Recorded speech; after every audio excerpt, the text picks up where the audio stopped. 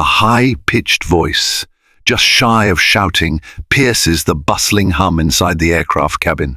Heads snap toward the commotion in row 17, where a frustrated woman jabs her finger at a young black girl, demanding she move immediately.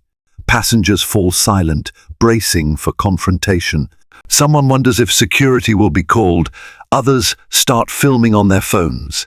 In the midst of this brewing storm stands a calm, determined father, his protective instincts ignited. He reaches into his coat, reveals an FBI badge, and in that moment everything shifts. An ordinary flight is about to turn into an extraordinary, life-changing showdown. John F. Kennedy International Airport in New York City was always a hive of activity, an endless current of travelers rushing between terminals, the crackling announcements from intercom systems, and the steady roar of planes lifting off into the skies above. Tucked in this sea of suited businessmen, families with strollers, and casual tourists, Daniel Lawson cut a composed figure. He was a tall, broad-shouldered man with intense yet kind eyes, wearing a simple grey jacket and jeans. His 12-year-old daughter, Ava Lawson, clutched an old, scuffed violin case in one hand and held on to her father's arm with the other, her face shining with a mixture of excitement and nervous anticipation. They were about to embark on a trip to Los Angeles. For Ava, it was more than just a flight. She'd been invited to perform a violin piece at a special charity event in downtown La. She was nervous, as this was her first performance outside of her local youth orchestra. Daniel, on the other hand, was proud and supportive. He would move heaven and earth to see his daughter succeed, and he had carefully crafted his schedule around her performance. As a special agent with the FBI, free time wasn't always guaranteed. But for Ava, he'd made it happen. Now, father and daughter navigated the busy corridors, weaving their way to the gate. A proud father's hand gently on her shoulder, Daniel guided his daughter, reassuring her with each step. "You're going to be amazing," he whispered. "Just you, your violin, and the music. Don't let anything else get into your head." Ava nodded, her heart thumping with excitement at the thought of Los Angeles. She hugged her violin case tighter. Airports, with their vast open spaces and constant movement, had always fascinated her. Even as a little girl, she had loved the sense of possibility and wonder that seemed to swirl in these terminals. Now, that sense of possibility was turning into a tangible reality, one that would soon turn into the most unexpected flight of their lives. They reached their gate, Gate 27, well ahead of boarding time. That was Daniel's style, methodical, early, giving enough leeway for surprise delays. They found 2 open seats among the crowd.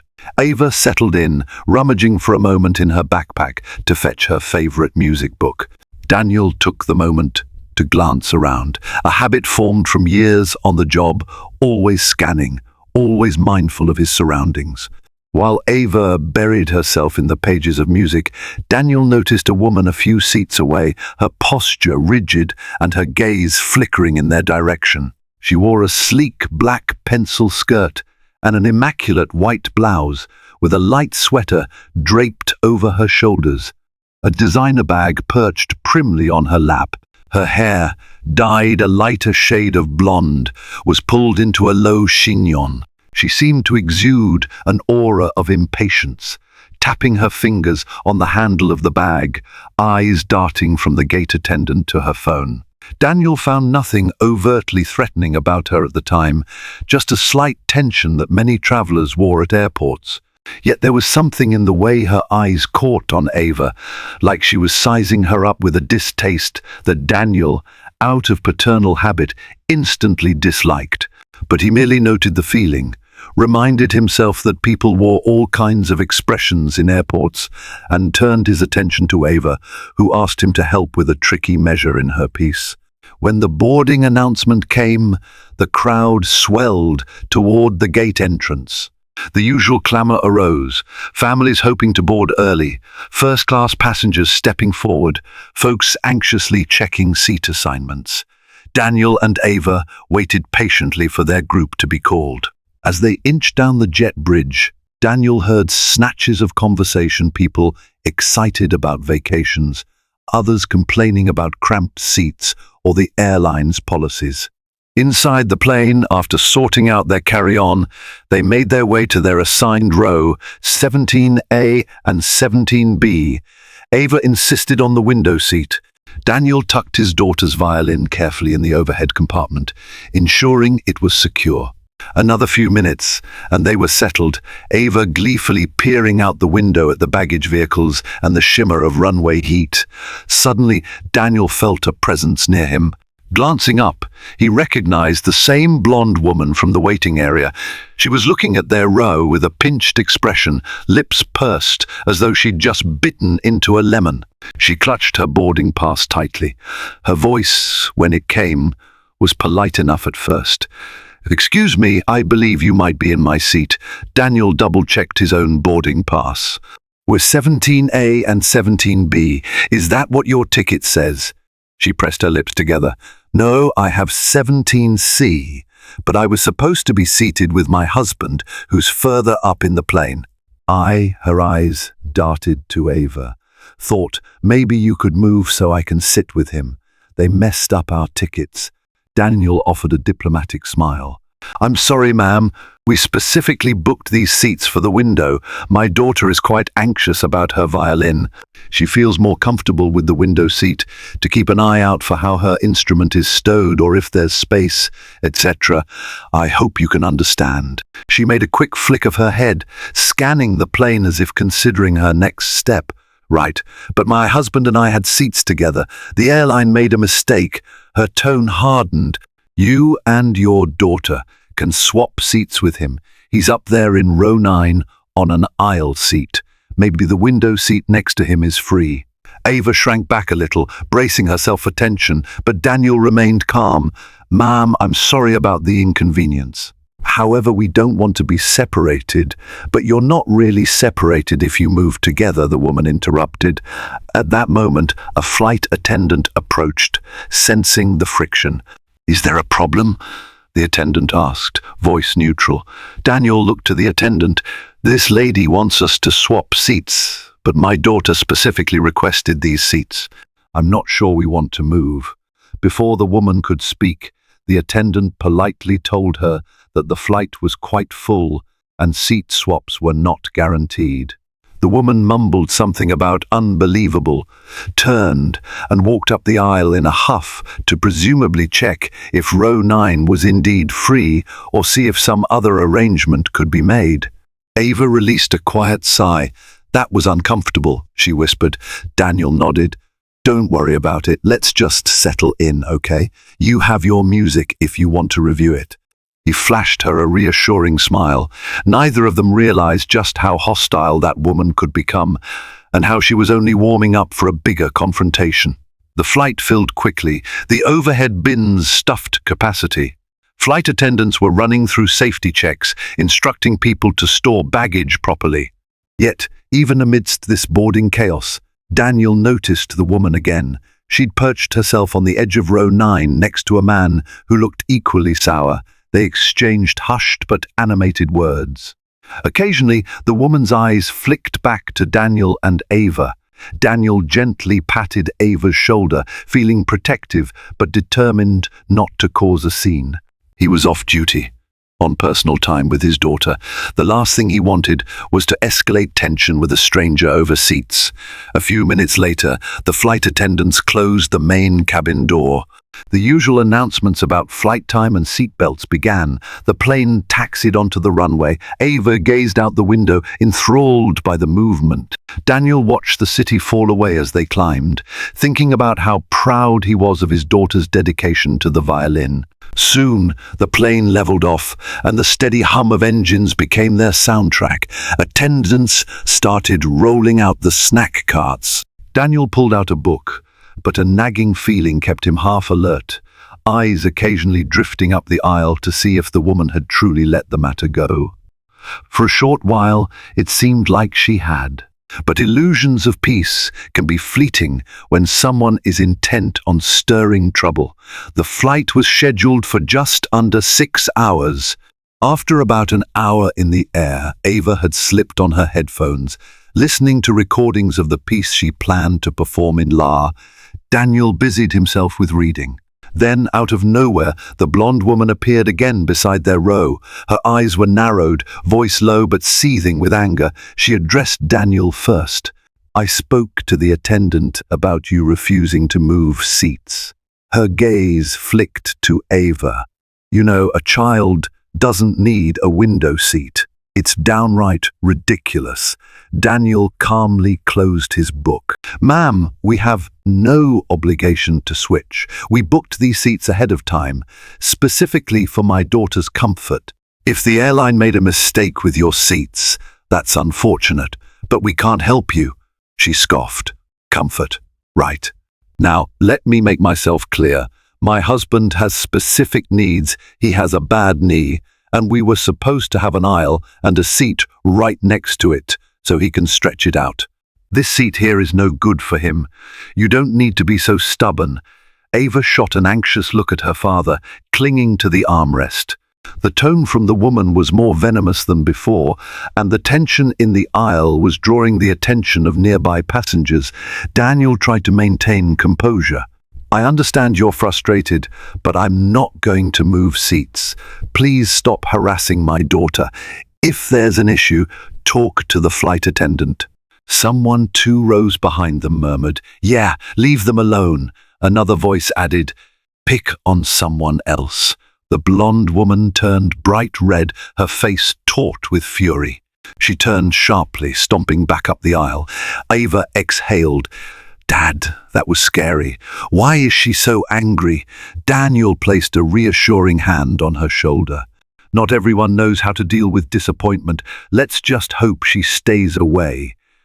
Yet a trickle of worry slid into his mind. He'd seen all sorts of escalations on flights before, and the last thing he wanted was a meltdown that might endanger passengers or traumatize Ava. Peace reigned for another hour. Daniel had nearly convinced himself that the woman had given up, perhaps deciding to endure the flight in row 9. He resumed his reading, occasionally chatting with Ava about the upcoming performance. Then came the snack service. A flight attendant offered them sodas. As Daniel sipped his drink, he noticed the woman pacing in the aisle again. This time her husband was with her. They paused right near row 17, speaking in hushed but tense tones. Daniel caught a snippet. "Look at them. Some people just think. And ridiculous to cater to them." His senses bristled. He'd dealt with prejudice before, especially in his line of work, and his paternal instincts flared, wanting to shield Ava from this nonsense. But the best course, he decided, was not to rise to provocation. He could address it if it escalated. They had done nothing wrong, and the worst thing would be to fan the flames. Suddenly, the woman turned, pointing at Ava's seat. "That's the seat that should be removed," she spat, her voice carrying a sneer of indignation. "People like them." She paused dramatically. "They act entitled. She's just a child, for heaven's sake, she doesn't need the window." A man in the row ahead twisted around, eyebrows raised. A flight attendant came hustling down the aisle, hands raised in a calming gesture. "Ma'am, we can't have this kind of disturbance." The woman's husband joined in. "We're sick of this." We asked them nicely. "It's not about entitlement. It's about courtesy. My wife has been humiliated, trying to swap seats. This is unacceptable." Daniel felt Ava's hand grip his sleeve tightly. He stood, pushing gently past Ava to face them in the aisle.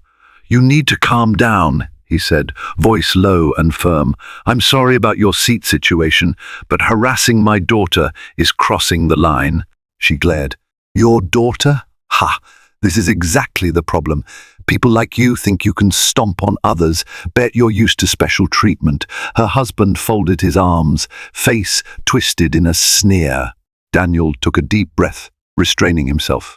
He had no desire to make a scene, but he also couldn't stand by while these people verbally attacked his daughter. We followed procedure. We're in the seats we booked. That's all there is to it. Now, I suggest you go back to your seats or speak to an attendant if you need further assistance." The flight attendant finally inserted herself, gesturing for the couple to step away. Other passengers were clearly uncomfortable, with some filming on their phones. The woman's cheeks flushed. She hissed, "You're going to regret that attitude," and then grudgingly retreated. As the couple moved away, the tension in the cabin was palpable. Ava looked up at her father, tears threatening to spill. "Daddy, why are they so mean? Did we do something wrong?" Daniel knelt down next to her seat. "You did nothing wrong, sweetheart. Some people carry anger and prejudice inside them. They take it out on others when things don't go their way. But you don't have to worry about that. I'm here." His calm composure soothed her somewhat, but the damage was done. Ava was shaken, her excitement for the trip overshadowed by the cruel confrontation. Still, Daniel tried to reassure her that everything would be okay after all. They were on a plane, heading toward her big performance. Maybe this was just an ugly blip on an otherwise wonderful trip. But soon, Daniel would find that the woman wasn't content to leave it at that. She was determined to escalate her hostility, culminating in a showdown that would shock everyone on board. The next hour dragged by. Daniel could see the couple occasionally glancing over the seats. The flight attendants seemed equally uneasy, as if they suspected more trouble brewing. Ava tried to focus on her music, but Daniel could tell her heart wasn't in it. She kept fidgeting, biting her lip, glancing anxiously toward the aisle. Finally, Daniel decided it might be prudent to approach a flight attendant, to lay out the situation in calm terms, and ensure they had her support. He got up, and mindful of not leaving Ava alone for too long, signaled a flight attendant toward the galley. "Hey," he began softly, "my daughter and I have been harassed by a couple complaining about a seat swap. They've been making comments that are frankly, well, racist. I just want to make sure this doesn't escalate for my daughter's sake." The attendant, whose name tag read Rebecca, nodded sympathetically. "I've noticed what's happening," she said. "I'm sorry you have to deal with that. We're doing everything we can to contain it. We can file an incident report if it continues. Rest assured, you and your daughter have done nothing wrong, and we'll back you up." Daniel thanked her. A sense of relief settled over him, knowing at least the crew was on their side. By nature, Daniel was used to conflict resolution in high-stakes situations, but those experiences were professional. This was personal. His daughter's well-being, her sense of safety and pride, was under threat. As he walked back to row 17, he reminded himself to keep his temper in check. He was, after all, an FBI agent, though off-duty. The second he flashed that badge or invoked his authority, it would no longer be a private passenger matter. It could turn into a legal confrontation. Still, he hoped it wouldn't come to that. From the shift in mood in the cabin, it was clear more passengers were becoming aware of the tension. People were sending supportive looks Daniel and AVA's way. Some whispered among themselves. A teenage boy across the aisle typed rapidly on his phone, likely posting something on social media about the incident. Time crawled, the hum of the engines layering a tense baseline under the awkward silence. About 2 hours remained until they landed in Los Angeles. Daniel prayed the couple would manage to keep themselves in check for that time, but prejudice, once unleashed, rarely subsided so easily. Ava tried to distract herself with the airplane's in-flight entertainment. She flipped through the kids' movies, settling on something bright and animated. Daniel, on the other hand, found it impossible to concentrate. Every shift in the aisle, every passenger moving about, kept him on alert, half expecting the next confrontation. His instincts were right. In the final hours of the flight, tensions would explode into a dramatic showdown involving flight crew, other passengers, and a karmic twist that no one expected. It started innocently enough when the flight attendants began a final pass with drinks and snacks. The blonde woman rose, heading down the aisle toward the restroom. She paused near row 17. Daniel kept his eyes glued to his book, trying to avoid any spark. Ava, headphones on, watched her movie, but the woman leaned closer, her voice a sibilant hiss. "Taking up space you don't deserve," she muttered, loud enough for Daniel to hear. He put his book down slowly. "Excuse me," she repeated, though this time more brazenly, "taking up space you don't deserve. You should be ashamed, hogging the window seat like that." Daniel opened his mouth to respond, but someone else beat him to it, a man sitting diagonally across the aisle. "Lady, if you don't stop harassing them, I'll call the attendant again." She rounded on him. "Mind your own business. I'm dealing with them." Then, as if a dam broke, she spat out, "I'm sick of you people acting entitled. Everywhere you go, you take advantage." Daniel stood up so fast that his tray table rattled. "That's enough," he said, voice low with anger. "Don't talk about my daughter that way."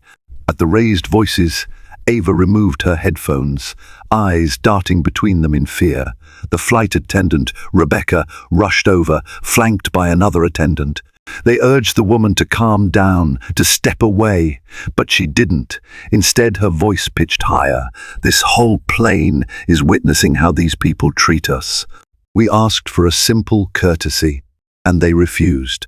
Now we have to be uncomfortable for 6 hours because this rude, ungrateful ma'am. That's enough," the second flight attendant said firmly. "Either return to your seat or we'll have to involve the captain." Her husband was suddenly there too, frowning deeply at Daniel and Ava, as if they were the villains. "We're paying customers. We have rights," he roared. "We were here first." If this little girl wasn't so stubborn, that was the final straw. Daniel tried to keep calm, but a father's fury swelled in him. "Don't call my daughter stubborn. She's 12. You're the adults here, and you're causing a scene."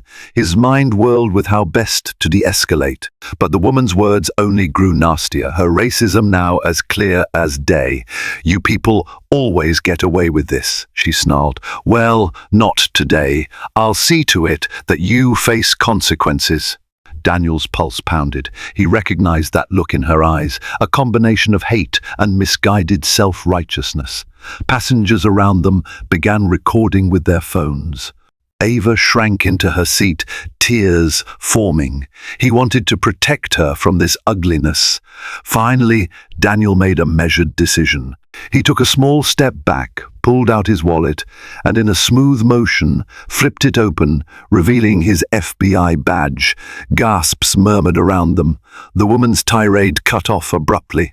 Her eyes landed on the badge, her face going pale. Her husband's jaw slackened. Rebecca, the flight attendant, stepped back slightly, also taken by surprise. "Sir?" In a controlled, deep voice, Daniel said, "I'm an agent with the Federal Bureau of Investigation, off duty. I've tried to handle this civilly, but this harassment has gone on long enough. You've been hurling racist remarks and threats at us. You are disturbing the peace on this flight. I suggest you both calm down and return to your seats." The woman blinked rapidly, her bravado crumbling in real time. "FBI, are you serious?" Her eyes darted around, looking for some sympathy from the other passengers, but all she found were condemning stares. The man stammered, that can't be real. "Are you sure?" Daniel responded with a calm crispness that he used in tense law enforcement standoffs. "I assure you, I'm quite real. You're harassing a federal agent's minor child. I strongly advise you to back away now." For several heartbeats, the couple stood frozen in shock. The camera phones were still pointed at them. They could sense how badly they were losing in the court of public opinion. But hate and pride can be stubborn. The woman's lips quivered as if she wanted to keep yelling. Her husband placed a hand on her arm, trying to pull her away.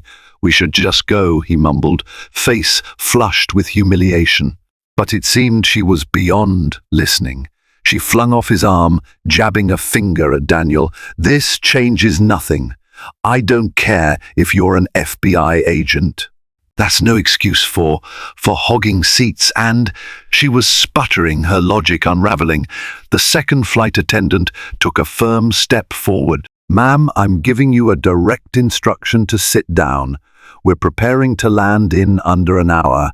If you refuse, we may have to divert or request law enforcement to meet us upon arrival. You're creating a safety risk on this aircraft." This threat of real legal trouble, combined with the humiliating stares, finally got to her. She let out a strangled huff, glared at Ava and Daniel one last time, and stormed up the aisle toward her seat. Her husband followed, muttering curses under his breath. Daniel slowly re-pocketed his badge, exhaling the tension that had built up in his muscles.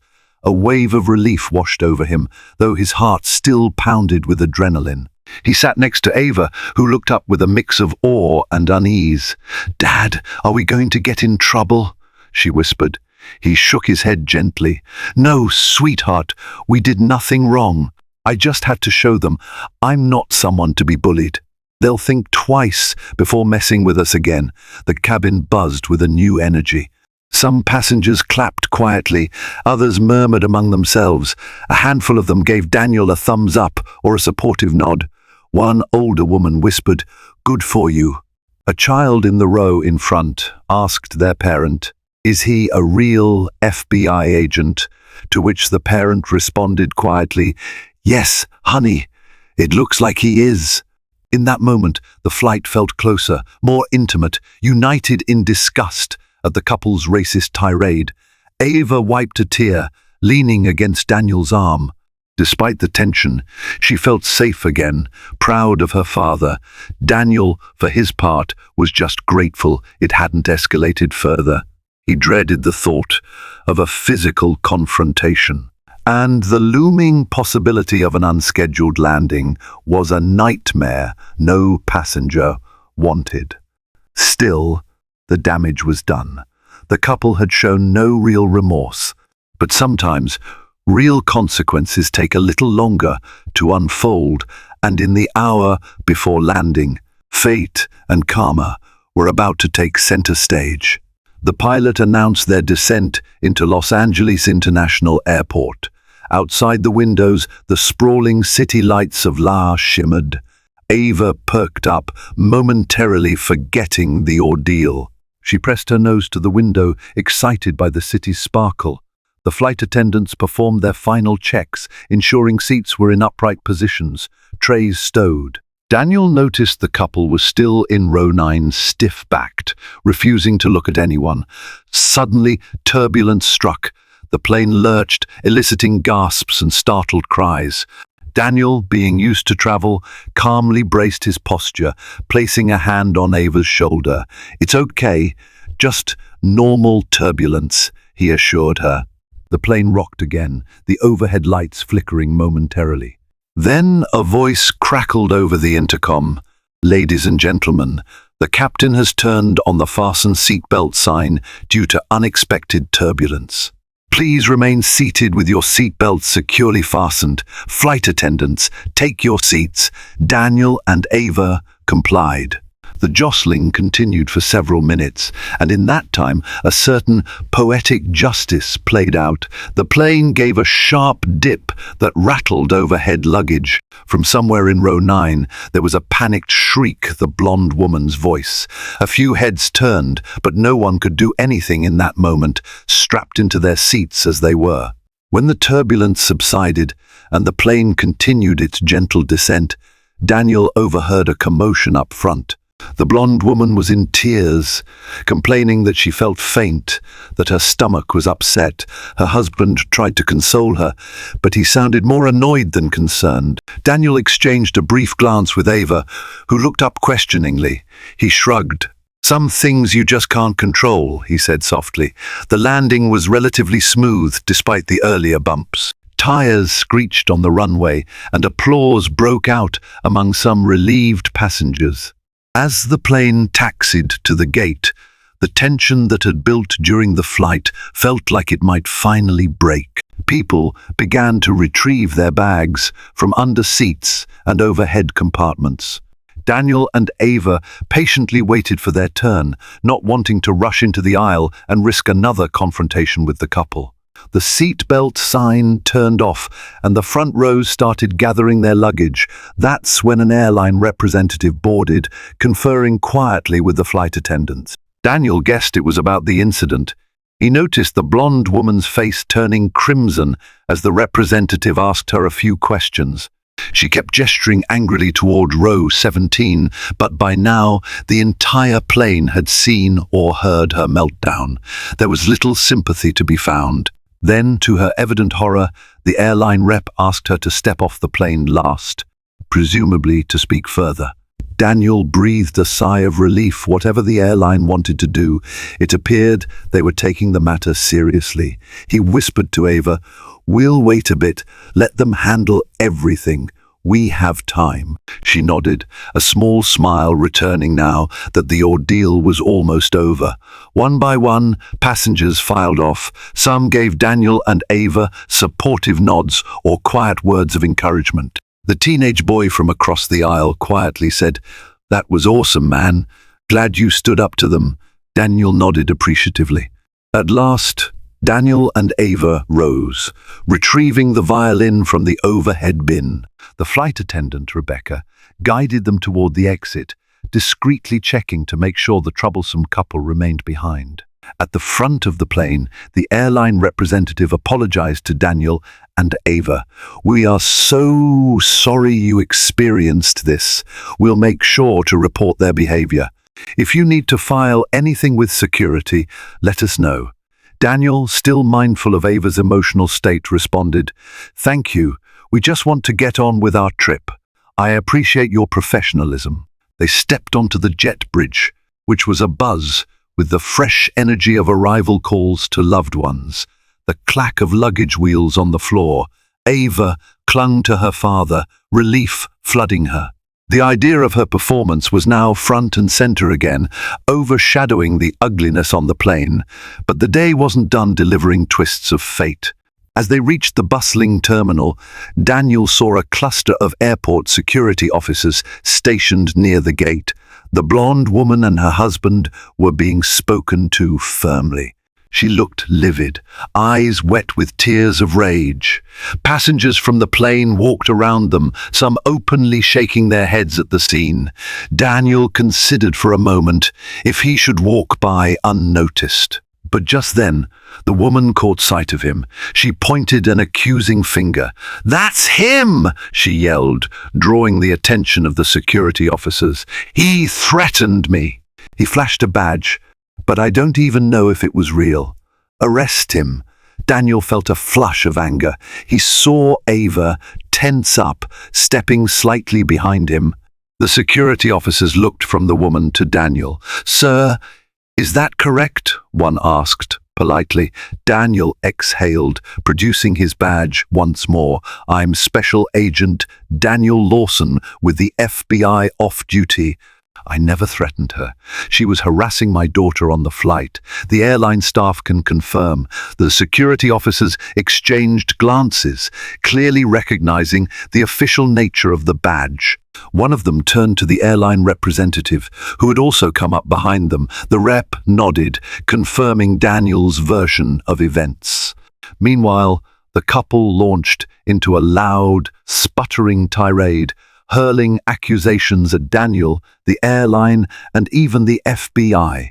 The confrontation drew onlookers. Airport staff, passengers, random travelers with suitcases paused to see what the fuss was. The security officers tried to keep the peace, calmly explaining to the couple that their behavior on the aircraft was unacceptable and might lead to consequences.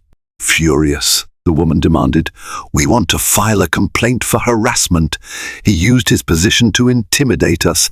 This is an abuse of power." One security officer turned to Daniel. "Would you like to press charges for racial harassment or any other form of misconduct? The airline staff is prepared to give statements on your behalf." Daniel hesitated. He looked at Ava, remembering how shaken she was. Legal proceedings would be long and stressful for her. He wanted to shield her from more ugliness. "I'd prefer not to drag this out, unless their behavior continues," he said in a measured tone. "I simply want them to stop harassing us. We're on a tight schedule and have important engagements in La." Ava squeezed his hand in quiet gratitude. She wanted to move on, forget this fiasco. The woman, however, looked at them with loathing. "What about our rights? They took our seats." The airline representative shook his head. "Ma'am, you were assigned different seats. You tried to force them to give you their seats. You verbally assaulted them, used racist language, and disturbed the flight. We have multiple witnesses. I suggest you cooperate or face further repercussions." The woman's husband groaned. He looked utterly defeated, as though he wished the ground would swallow him up. The woman realized she was cornered. Her fury had nowhere to go. She kicked her carry-on bag in frustration, tears of rage glinting in her eyes. The security officers stepped forward, politely but firmly telling the couple they needed to move along to a separate area for questioning. In that moment, the hard karma hit, facing public humiliation, potential banning from the airline, and scrutiny from authorities for their racist outburst. As Daniel and Ava turned to leave, the woman lunged forward as if to say something else, but her husband held her back. Her expression was a mixture of shock, fury, and terror. She realized she might be in real trouble. Walking away from the fiasco, Daniel felt a surge of relief. Ava, still trembling slightly, leaned into his side. "It's over, Daddy," she asked quietly. He wrapped an arm around her shoulders. "Yes, sweetheart. We did nothing wrong. Let's just focus on your performance now." They reached the baggage claim, where they found a driver waiting a black sedan with a small sign reading Ava Lawson. The man introduced himself as Marcus, sent by the charity event organizers to pick them up. Daniel took a moment to appreciate the sense of normalcy returning.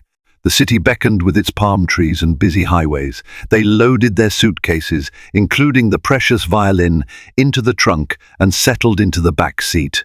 As the car pulled away, Daniel glanced in the side mirror, half expecting to see the couple storming after them. But no, they were nowhere in sight, likely still dealing with airport security. Daniel exhaled, feeling the last of the tension ease from his shoulders.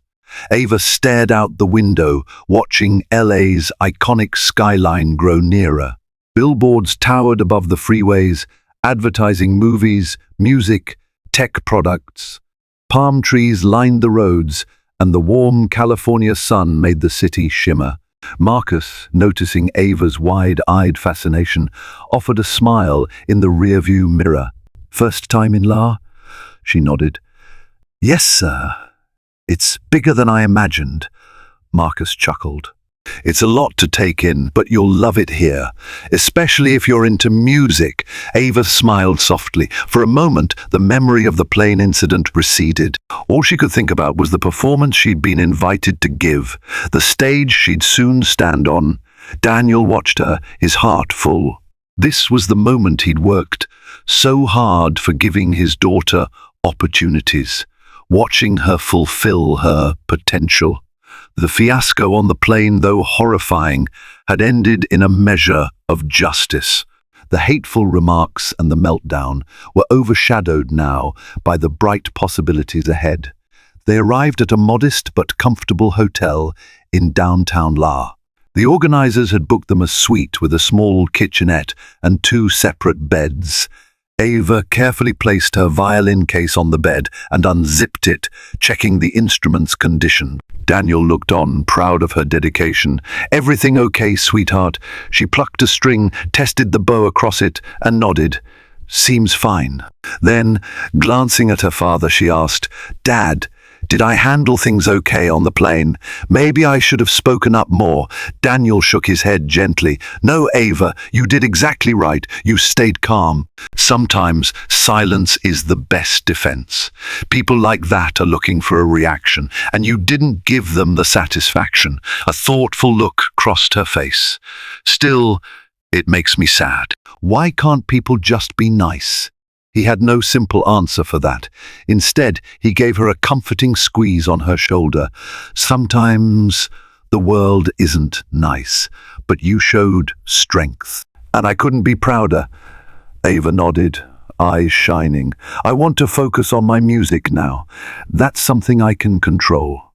Late that afternoon, they headed to the event venue, a grand theatre in the heart of the city.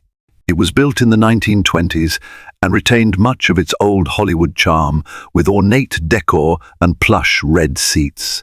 The stage was large enough to host a full orchestra, but for this charity event, only a few select young musicians were performing, each with their own short piece.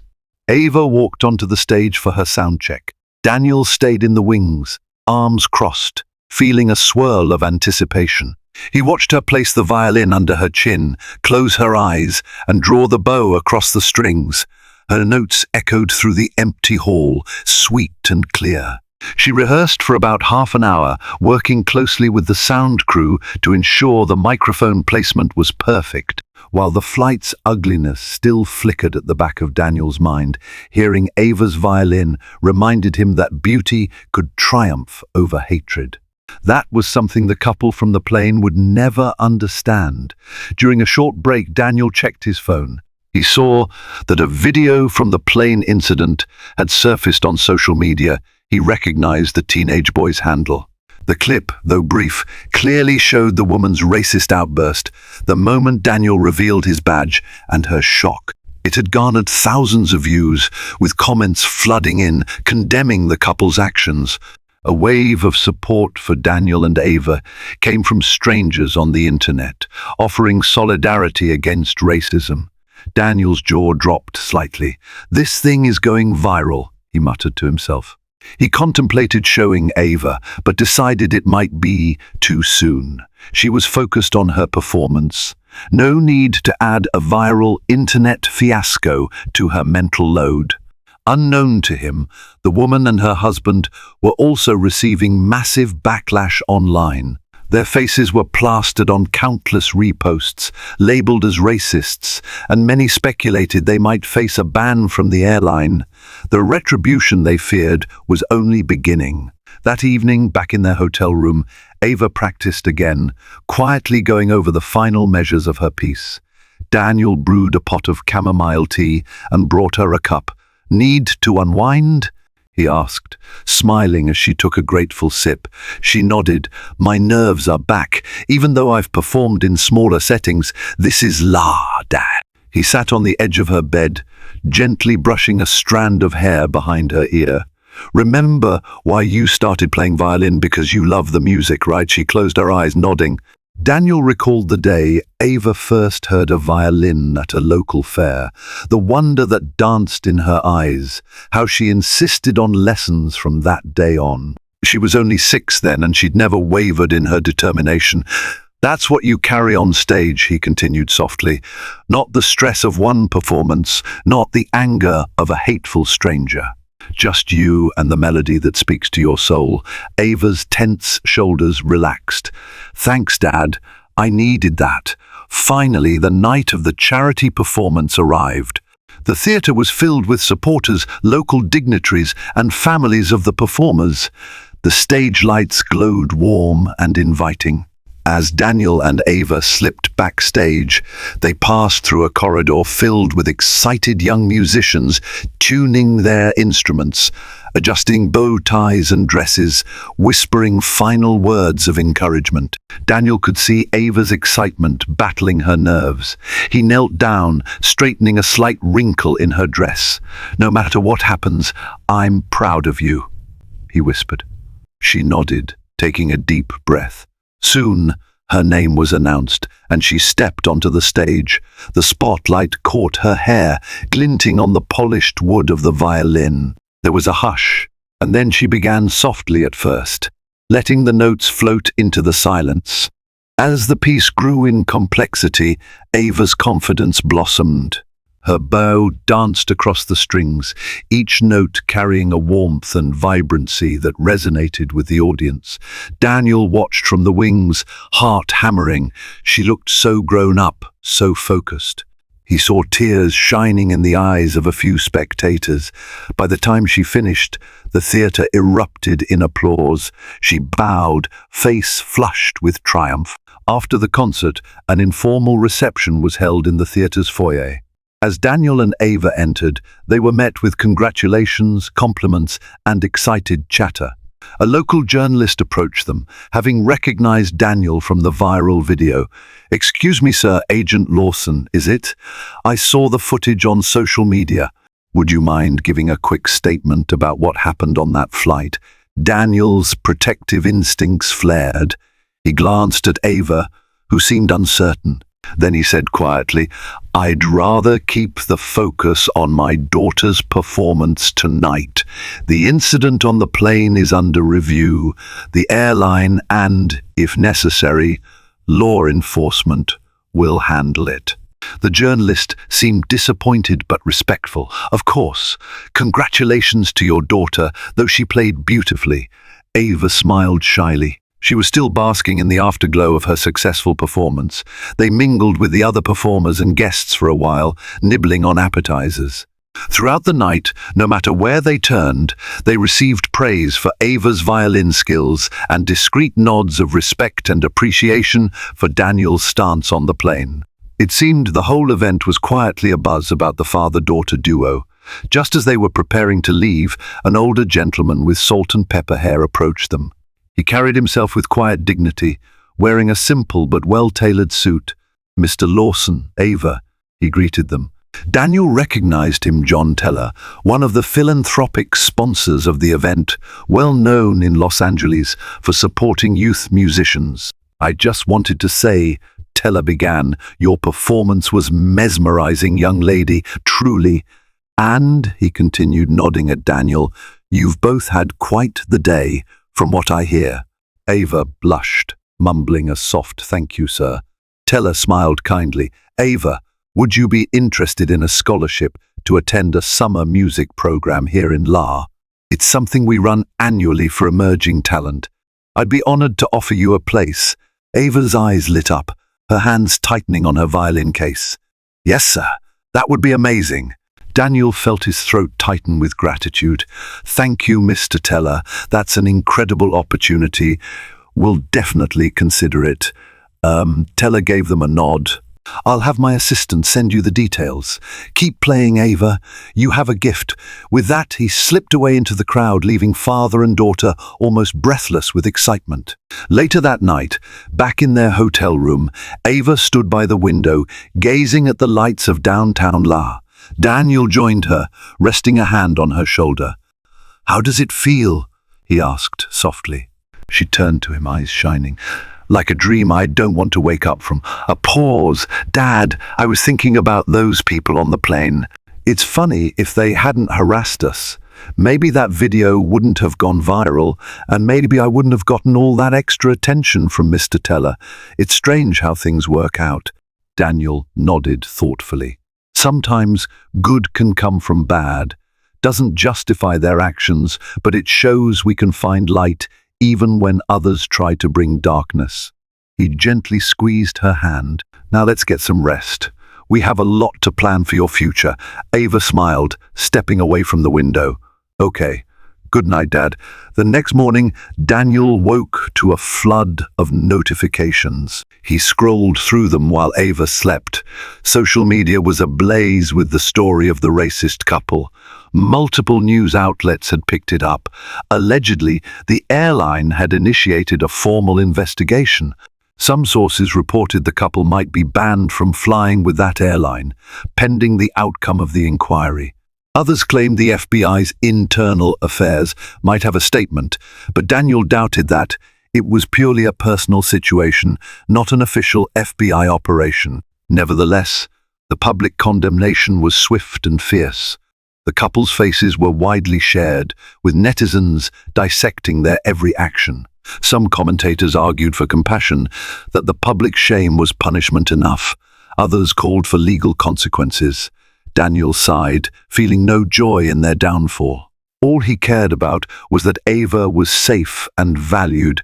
Ava stirred awake, blinking in the morning sunlight. She yawned and looked to her father. "Anything interesting?" she asked, noticing the phone in his hand. He set it aside, focusing on her. "The story's still spreading online. The airline might ban them. Are you okay with all this going on?" Ava considered for a moment, shoulders lifting slightly. "They brought this on themselves, Dad. I don't like seeing anyone in trouble, but they were so hateful." Her voice trailed off. Then she spoke more decisively. "We didn't do anything wrong.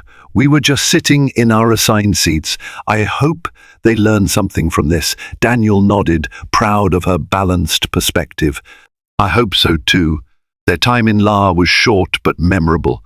Ava's performance was a triumph, and her scholarship opportunity opened up exciting prospects for the coming summer. Daniel managed to squeeze in a few father-daughter activities, visiting the beach, taking silly pictures in front of the Hollywood sign, grabbing lunch at a famous taco stand. When it was time to head back to New York, they had to board another flight. A small knot of anxiety formed in Daniel's stomach, remembering what had happened just days before. But this flight was uneventful. Passengers were polite, the flight attendants accommodating. Ava spent her time reading and practicing finger placements on her violin without the bow. They landed at JFK without incident. A few weeks later, as life returned to its normal rhythm, Daniel received a letter from the airline. It confirmed that, after an internal review and statements from multiple witnesses, the racist couple had been banned from flying with that carrier for 2 years. Furthermore, the airline publicly reiterated its zero-tolerance policy for harassment and discrimination. Daniel felt a swell of satisfaction that, at least in this case, bigotry had tangible consequences. Meanwhile, Ava continued practicing vigorously.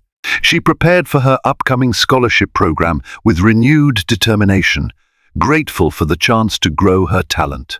They never heard directly from the couple again, though occasionally Daniel would see updates online about how the pair were still complaining, trying to salvage their reputation. He paid them little mind. Their fate was sealed by their own hateful actions. One Sunday afternoon, Daniel and Ava sat together at the kitchen table. Ava was sorting through music sheets, while Daniel scrolled through the schedule for the last summer program. "They're offering a variety of masterclasses," he said. "Violin technique, ensemble rehearsals, theory workshops. You'll be busy." Ava glanced up, her face glowing with excitement. "I can't wait," she said softly. Then a hint of seriousness entered her voice. "Dad, you know, that flight incident. It was so scary. But now I feel stronger. Like I faced something bad and came out okay." He reached across the table, ruffling her hair affectionately. "That's my girl. You used courage and grace when confronted with hate. That's growth most people never experience at your age." She smiled. "I only hope that if those people ever see me again, or see how far I go, they realize they can't drag others down." Months later, Ava stepped onto the stage again, this time as part of the La Summer program's grand finale concert. In the audience, Daniel sat beside other proud families and supporters. Ava played with even greater poise than before, her notes soaring through the auditorium, eliciting thunderous applause. If any trace of that ugly flight incident remained in her mind, it was transformed into fuel for her music, a testament to resilience and hope. When the performance concluded, Ava bowed deeply, her young face radiant, as Daniel rose to his feet, clapping with all his might. There, under the spotlight, father and daughter shared a quiet, triumphant understanding. Life was full of turbulence. Yes, but with love, dignity, and a refusal to bend to hatred, they had found smooth skies ahead. Thus ended the saga that began in row 17, where a racist passenger demanded a black girl's seat be removed and froze in shock when confronted by her protective FBI dad. Hard karma had come back around, while the real reward, growth, love, and talent, belonged to those who embraced hope instead of hate. Thank you for joining us on this powerful and emotional journey, where a simple airplane seat sparked an unforgettable stand against prejudice. Ava's courage and Daniel's unwavering determination remind us that even in moments of adversity, kindness and inner strength can prevail. Sometimes those who spew hate end up defeated by their own venom, but those who stand up for what's right soar higher than ever. If this story moved you, if it made you feel hopeful, inspired, or reminded you of the boundless power of love over hate, please take a moment to like, share, and subscribe to our channel. Your support helps spread these impactful stories to others who might need a little spark of inspiration. Let's stand together against hatred and celebrate the values of compassion, resilience, and unity. Until next time, remember, the best seat in life is the one where you stand up for what is right.